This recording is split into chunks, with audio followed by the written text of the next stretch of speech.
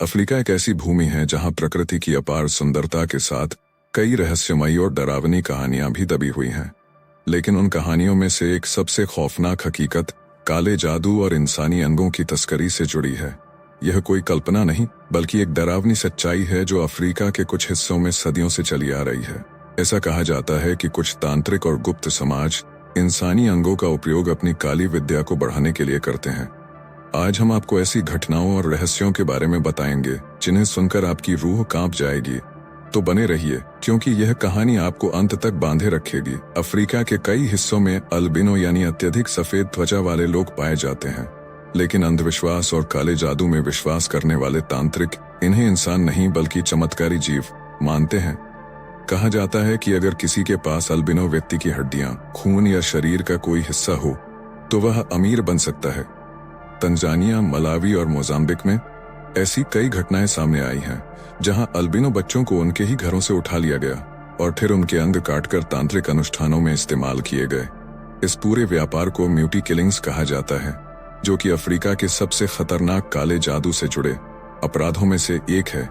म्यूटी killings के पीछे की मान्यताएं कुछ लोग मानते हैं कि अल्बिनो व्यक्ति की हड्डियां किसी भी व्यापार को सफल बना सकती हैं। एक धारणा यह भी है कि अगर कोई अल्बिनो व्यक्ति का खून पी ले तो वह अजेय बन सकता है। दक्षिण अफ्रीका के कुछ हिस्सों में माना जाता है कि अल्बिनो की खोपड़ी से बना ताबीज पहनने से राजनीतिक ताकत मिलती है। कहते हैं कि तांत्रिक किसी को भी रातों रात अमीर बना सकते हैं, लेकिन इसके बदले में उन्हें एक बलिदान चाहिए। यह बलिदान आमतौर पर किसी मासूम इंसान का होता है। तंजानिया के एक छोटे से गांव में एक व्यापारी ने अमीर बनने के लिए एक तांत्रिक की मदद ली। तांत्रिक ने कहा कि अगर वह एक अल्बिनो व्यक्ति की हड्डियों का चूर्ण अपने घर में रखे तो उसके पास अनगिनत दौलत आ जाएगी।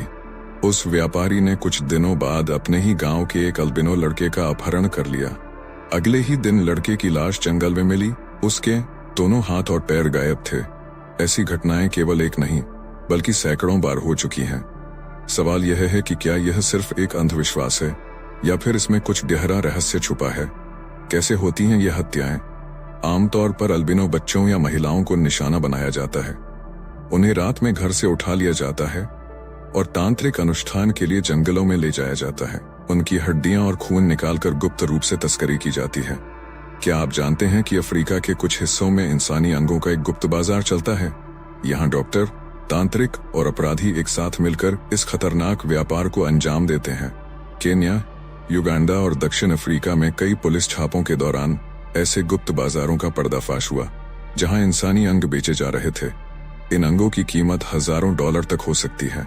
कहा जाता है कि इन बाजारों में तांत्रिक और अपराधी रात में गुप्त रूप से मिलते हैं और यहाँ बोली लगाई जाती है कि किसका खून सबसे ज्यादा शक्तिशाली है।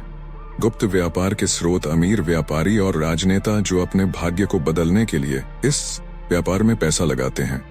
तांत्रिक जो दावा करते हैं कि इंसानी अंगों से शक्तिशाली मंत्र बनाए जा सकते हैं। अस्पतालों और मुर्दा घरों से जुड़े भ्रष्ट अधिकारी जो मृत शरीरों के अंग बेचते हैं। वैज्ञानिक इस पूरी घटना को अंधविश्वास मानते हैं। उनके अनुसार म्यूटी नाम की यह परंपरा सिर्फ एक झूठ है जिसे कुछ स्वार्थी लोग पैसे और ताकत के लिए बढ़ावा देते हैं। लेकिन सवाल यह उठता है कि अगर यह सिर्फ अंधविश्वास है तो क्यों हर साल इतने अल्बिनो लोग गायब हो जाते हैं? 2015 में तंजानिया की सरकार ने इन अपराधों को रोकने के लिए कई कदम उठाए, लेकिन आज भी गुप्त रूप से यह व्यापार जारी है।